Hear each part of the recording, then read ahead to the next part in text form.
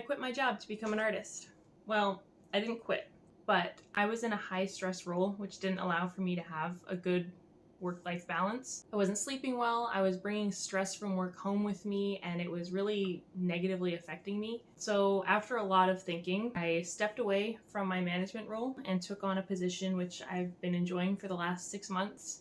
And has been better overall for my mental health and my work-life balance. So once I had some of my personal time back, I used the summer to sort of reconnect with friends, family, myself, just doing things I liked, traveling with my partner, spending time at home, being spontaneous again. At the beginning of 2024, I set out 5 main goals for myself. Finish my college diploma, pass the N5 exam, run a 5K, begin business planning for art and my other creative endeavors. Lastly is to get involved in the local art community. So once I had more time away from work, I was able to focus my attention and time on these goals. I've been working on getting my college diploma part-time since 2020, since I'm also working full-time. And this year I finally graduated. Yay!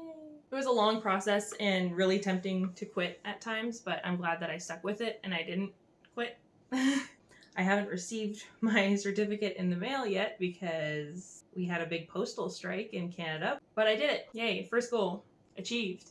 The N5 exam, for those who don't know, it's the first level of the Japanese language proficiency test, or the JLPT, just a test of your knowledge of the Japanese language. I had taken the exam back in 2023, and I knew walking out of the testing room that I had not passed. I knew nothing about the exam going in. It is intimidating. This year, I worked with my tutor on some of the difficulties I had the first time around, particularly with listening. I did a lot of listening practice, watched YouTube practice exams, studied a lot leading up to the exam. This time, walking out of the room, I felt a lot more confident that I had passed. Unfortunately, I won't have my results until end of January, but I'm almost certain I passed this time, so I'm going to count that goal as achieved. In April, my partner and I began training for our first 5K run.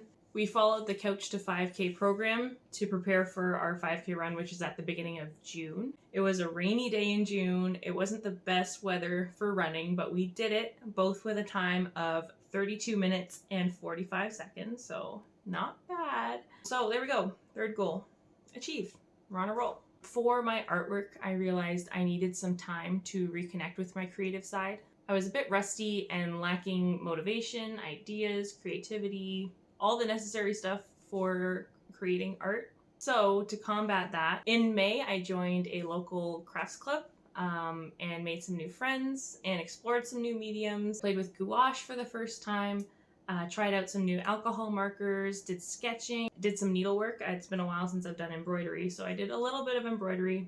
Still have unfinished projects, but it was mostly just to get myself back into the rhythm of creating and just giving myself a few hours every week to create something. So along with the goal of getting involved in the local art community was my goal of business planning for art. So one of my goals for 2025 is to vend at a local market.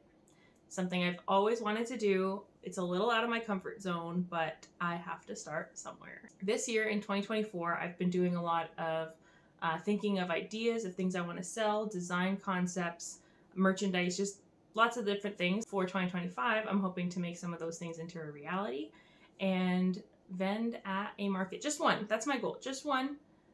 I might do more. I'm hoping to do more, but if I make it too big, I might not do it. So at least one market in 2025 is my goal. With business planning for art endeavors and getting involved in the local art scene, that's goals 4 and 5, double achieved. In 2025, there's a lot I want to do, giving myself 5 main goals. From the 5K, I learned that I don't really enjoy running as a means to stay fit and active. I did learn that I enjoy strength training and other types of cardio, dance classes, that kind of stuff. So the goal is for me to go to the gym 4 days a week consistently, 5 days a week if I'm feeling zesty. Goal number 2, I have a ukulele. I haven't really taken the time to play it, practice with it. Goal for 2025 is to learn at least one song, preferably the SpongeBob outro song, but I won't be picky because that one's a little complex. So at least one song on the ukulele I want to have learned by the end of the year.